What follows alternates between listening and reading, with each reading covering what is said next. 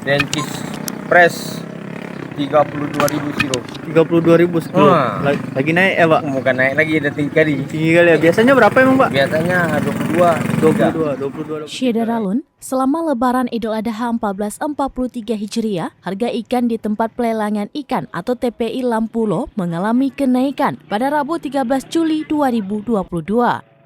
Kenaikan itu sudah terjadi hampir seminggu terakhir. Untuk ikan jenis tongkol kini dijual dengan harga Rp40.000 per kilo. Sementara ikan dencis di hari normal dijual Rp20.000 hingga Rp25.000 per kilonya. Kini dijual dengan harga Rp35.000 per kilo. Kemudian untuk ikan sisik juga mengalami kenaikan menjadi Rp50.000 per kilo. Kenaikan harga ikan di pasar tersebut dikarenakan selama Hari Raya Idul Adha, nelayan libur melaut.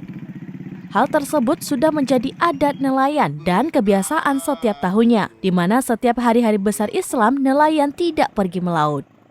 Dari Banda Aceh, Indra Wijaya, Serambion TV.